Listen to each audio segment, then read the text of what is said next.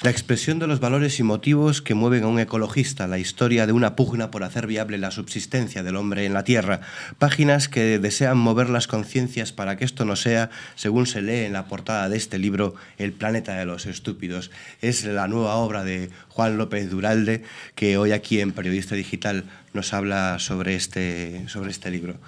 Juan, bienvenido a Periodista Digital. Hola, encantado.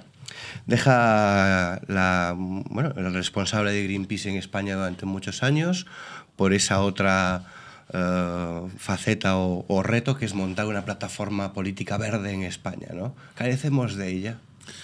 Carecemos, y yo creo que es una anormalidad con respecto a la situación política en Europa, donde los partidos verdes pues oscilan, pero siempre con una buena representación, oscilan entre el 10 y el 25 que ahora le dan las encuestas al Partido Verde alemán, ¿no? Es decir, que las fuerzas políticas verdes son la cuarta fuerza parlamentaria en el Parlamento Europeo, y yo creo que en España hay espacio para una fuerza política así, y por eso nos hemos lanzado a esta aventura. Su paso por la cárcel que narra aquí en este libro fue un punto de inflexión. No, en la cárcel ya, cuando esto ocurre, yo ya tenía decidido dejar Greenpeace y hacer dedicarme a otras actividades, y de hecho recuerdo que en la misma prisión, en los ratos que teníamos de estar juntos en el patio con otros compañeros, etcétera, pues ya hablamos mucho de este proyecto, de lanzar esta fuerza política en España entre nosotros y tal. Es decir, que yo la decisión de dejar Greenpeace la tomo porque considero pues que ya después de 10 años en la dirección, pues que hay que dejar espacio para otra gente. Creo que eso es bueno para las organizaciones, la renovación. Y a partir de ahí pues empiezo a reflexionar sobre qué es lo que puedo hacer y me lanzo a este proyecto. Porque ese paso por prisión fue a raíz de la cumbre de Copenhague en la que desplegaron aquella pancarta: los políticos hablan, los líderes actúan. Ya con cierta perspectiva, ¿ha servido de algo aquel lema, aquella pancarta? Bueno, el otro día que se celebró la cumbre de Nueva York sobre los objetivos del milenio, en la cual los países constataban que no están cumpliendo los objetivos contra la pobreza y el hambre, pues yo pensaba que a mí me hubiera gustado, esta vez como ciudadano, que alguien se hubiera plantado allí y hubiera protestado ante los jefes de Estado y les hubiera dicho: oiga, ustedes, ¿cómo es posible que no sean capaces de mover un dedo contra el hambre, ¿no? Cuando rápidamente se fueron a resolver los problemas de los bancos y las entidades financieras en el año 2008, ¿no?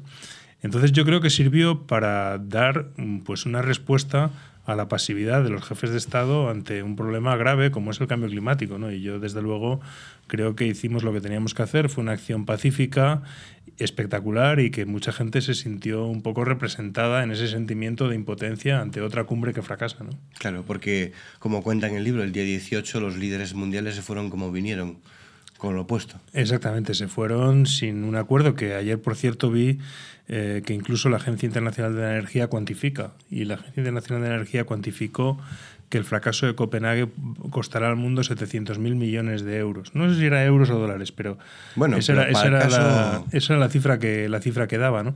En el sentido de toda la inversión que no se produce por esa falta de acuerdo, ¿no? Y yo creo que es interesante ese dato porque por primera vez alguien pone cifras a lo que es el no acuerdo, el no consenso, el que no se avance en una dirección determinada, ¿no? Sí. Quien decía, precisamente ayer, de la Agencia Internacional de la Energía, precisamente decía que invertir en energías renovables es un seguro para los países, ¿no?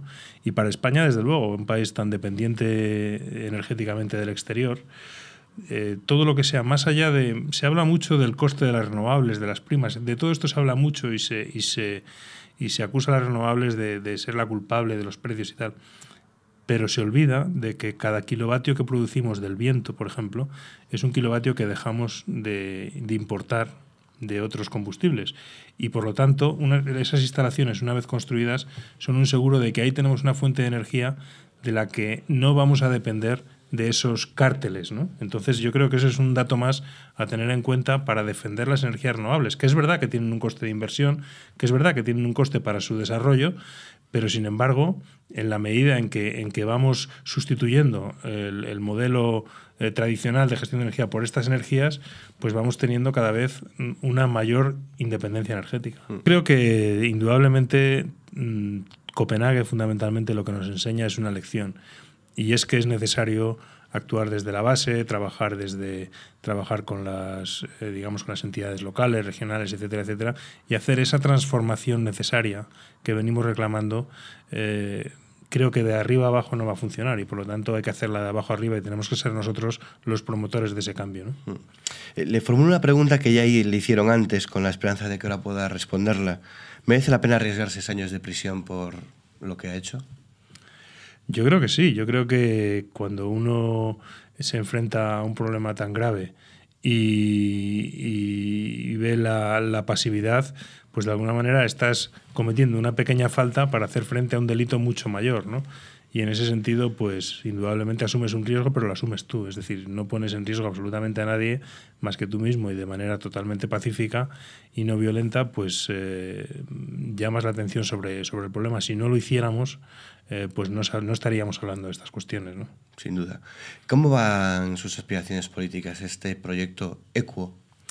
Bueno, pues es un proyecto en formación, y por lo tanto estamos dando los primeros pasos, pero la verdad es que estamos encontrando un gran respaldo en la ciudadanía y un gran respaldo en las entidades y organizaciones verdes existentes, y yo creo que nuestro objetivo es llegar, digamos, con el proyecto conformado y sólido para las elecciones de 2012, para las elecciones generales, y yo creo que vamos por buen camino, vamos encontrando y vamos dando los pasos en la dirección adecuada. Yo creo que nos estamos moviendo, la política se mueve con clichés del siglo XIX, y la ecología política pues es una nueva forma de pensamiento que encara los problemas del siglo XXI desde la perspectiva del siglo XXI, ¿no? Y sin los viejos clichés en los que está anclado la vieja política, ¿no? Y en ese sentido por eso es una oferta tan atractiva, porque es novedosa y porque busca una forma distinta de hacer las cosas, ¿no? Quizás esos datos también le llegaron al Partido Socialista, porque como usted ha dicho recientemente, el nombramiento de Rosa Aguilar al frente del Departamento de Medio Ambiente tiene que ver con el proyecto Equo. Bueno, sin duda, este es el gobierno de Zapatero es un gobierno, digamos, un gobierno cuya intención es tratar de recuperar la caída socialista en las encuestas, ¿no? Eso está fuera de toda duda, ¿no?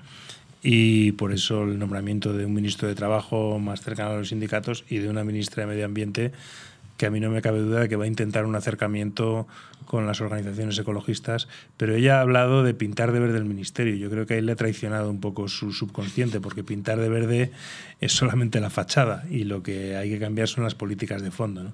Y ahí yo creo que por diversos motivos, porque el Ministerio de Medio Ambiente ya no existe, porque es un Ministerio de Agricultura, Pesca, etcétera, porque ha sido el que más recortes presupuestarios ha sufrido. Después del Ministerio de Fomento ha sido el segundo ministerio. En definitiva, yo creo que es una urgencia de ZP por el nombramiento de Rosa Aguilar, es una urgencia de ZP por evitar el escape, que es el escape del voto verde, pero creo que no lo va a conseguir. Que se van a ir con ustedes, con Equo. Eso esperamos. Una sociedad en la que es verdad que a muchas personas le rodean problemas para llegar a fin de mes, encontrar o mantener el trabajo, pagar los créditos, sacar su familia adelante.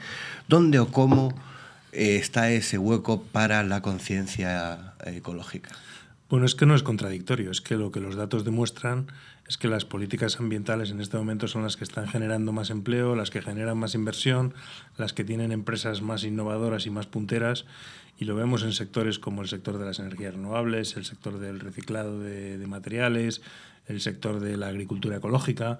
Todos estos son sectores emergentes que cada vez generan más empleo, generan más actividad, y hacia donde nosotros creemos que debe enfocarse cada vez más la actividad económica. Es decir, que desde nuestro punto de vista, más medio ambiente significa más empleo y significa más ir dando pasos para salir de la crisis. En este planeta de los estúpidos, ¿quiénes se llevan la palma? Bueno, yo creo el título a lo que se refiere, a lo que hace referencia, es al comportamiento de los humanos como especie, ¿no? Es decir, si nos comparamos con otras especies, nosotros nos consideramos una especie inteligente, pero hay especies a lo mejor no tan inteligentes que viven en equilibrio con su medio. Y sin embargo nosotros somos una especie que estamos digamos, consumiendo los recursos naturales de nuestro planeta y destruyendo nuestro entorno. Es decir, que nuestro comportamiento se asimila más al de una bacteria en un tubo de ensayo que al de una especie que vive en equilibrio con su medio. Y es a eso a lo que me refiero para hacer un poco... Es un título provocador para hacer reflexionar sobre esta realidad, ¿no?